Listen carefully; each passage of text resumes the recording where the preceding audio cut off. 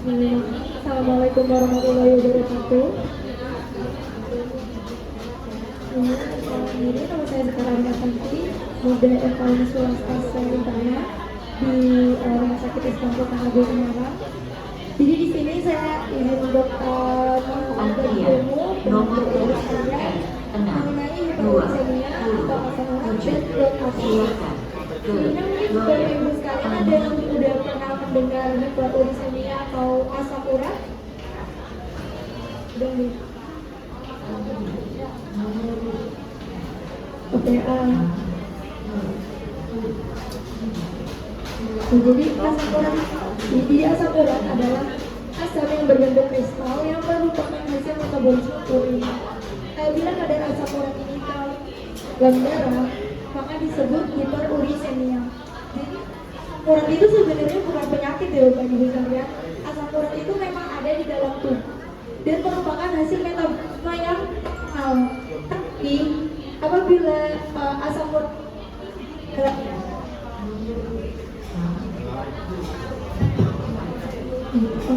jadi apabila asam urat ini tinggi di dalam darah, ini yang jadi masalah disebut hiperuremia. Nah selanjutnya, apa efek dari asam urat yang terlalu tinggi? Itu bisa menjadi gout arthritis. Gout arthritis adalah kondisi peradangan pada sendi yang disebabkan karena penumpukan kristal asam urat di sendi. Jadi asam urat yang tadinya banyak di dalam darah itu nanti akan tumpul di dalam sendi, sendi. Makanya nanti kalau misalnya asam urat ini keluarnya apa? Nyeri sendi, bengkak kakinya dan lain sebagainya. Nah ini untuk gambarannya, jadi kristal asam urat ini akan mengumpul di sendi, di sela-sela sendi seperti itu. Biasanya mengumpulnya di sendi-sendi yang kecil, bisa di jari-jari, jari tangan, jari kaki seperti itu. Itu nanti keluhannya adalah nyeri, kemudian bengkak, kemudian bisa agak sedikit deformitas seperti itu. Faktor risikonya apa? Faktor risikonya biasanya asam urat yang tinggi ini tuh banyak terjadi pada laki-laki dibandingkan sama perempuan. Kenapa? Karena pada laki-laki ini tuh tidak didapatkan hormon estrogen yang sedikit. Di mana hormon estrogen ini tuh kan banyak poin dan fungsi hormon estrogen ini untuk menekan di urat gitu. Jadi pada laki-laki faktor risikonya lebih tinggi dibandingkan dengan perempuan. Kemudian yang kedua adalah wanita yang sudah menopause sama kondisi di mana hormon estrogen ini tuh juga sudah menurun sehingga asam urat yang harusnya dikeluarkan melalui urin atau melalui pipis itu menurun sehingga nah itu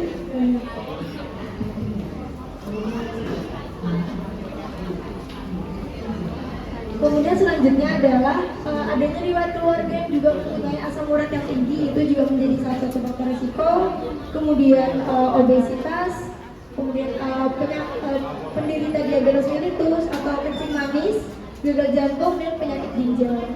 Ini menjadi faktor risiko pada penderita ini kenapa? Karena pada penderita diabetes atau pada penderita penyakit ginjal itu kan fungsi ginjalnya biasanya sudah menurun, sehingga asam urat yang harusnya dikeluarkan melalui pipis itu akan menurun juga. Jadi banyak kumpul di dalam darah.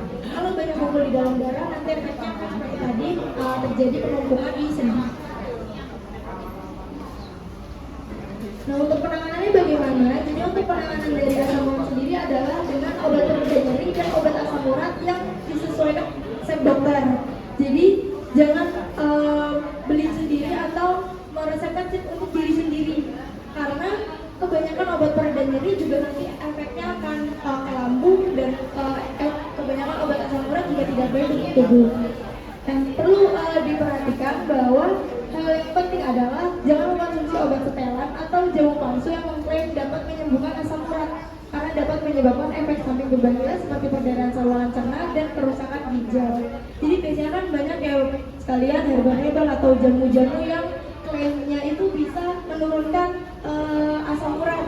Nah itu jangan terlalu percaya, jangan terlalu memakai itu banyak-banyak, karena nanti efeknya justru bisa menyebabkan perdarahan di lambung itu.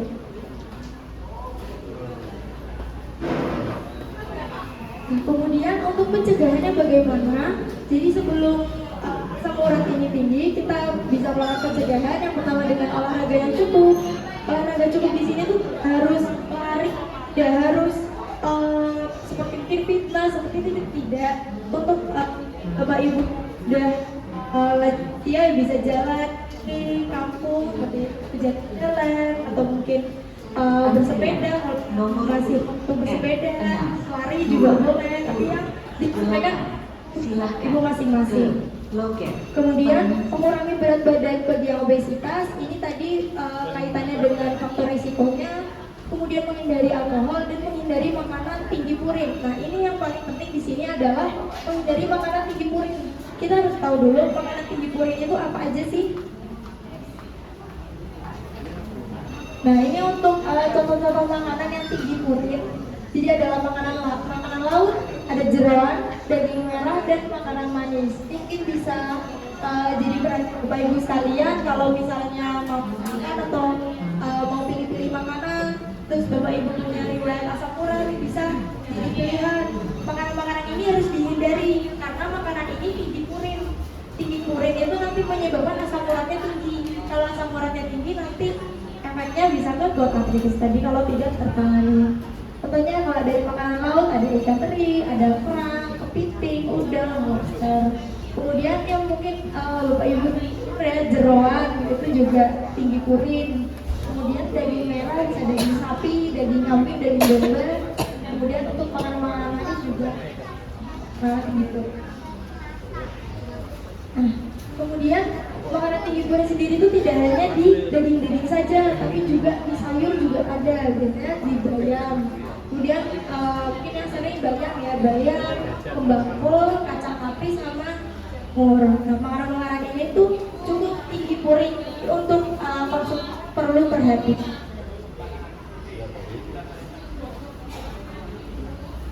Baik, sekian dari materi Mura dari Bapak Ibu sekalian. Mungkin ada yang ingin ditanyakan?